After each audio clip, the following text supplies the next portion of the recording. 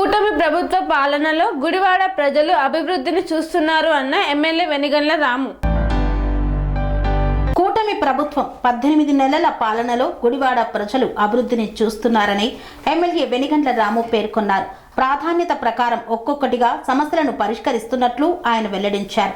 23 లక్షల నిధులతో అభివృద్ధి పనులు పూర్తి చేసుకున్న గుడివాడ రైతు బజార్ను ఎమ్మెల్యే వెనిగండ్ల రాము పునఃప్రారంభించి కూటమి నేతలతో కలిసి శిలాఫలకం ఆవిష్కరించారు.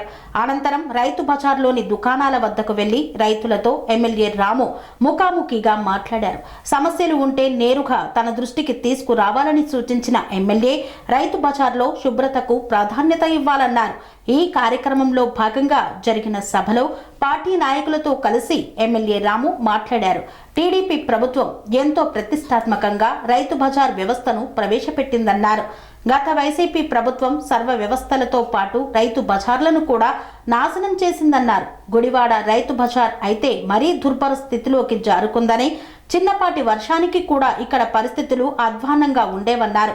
అస్తవ్యస్తంగా ఉన్న రైతు బజార్ పరిస్థితుల కారణంగా రైతులు, కొనుగోలుదారులు కష్టాలు వర్ణనాతీతమని ఎమ్మెల్యే రాము పేర్కొన్నారు. సెరెనిటీ మోడల్ హై స్కూల్ విద్యార్థులకు అమ్మఒడి, సామాన్యులకు అందుబాటులో ఉన్న బడి సెరెనిటీ.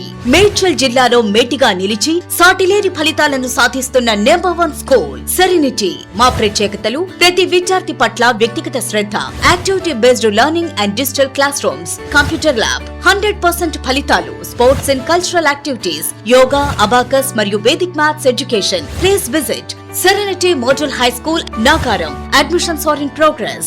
Call 040-271-46899 and 040-271-48699.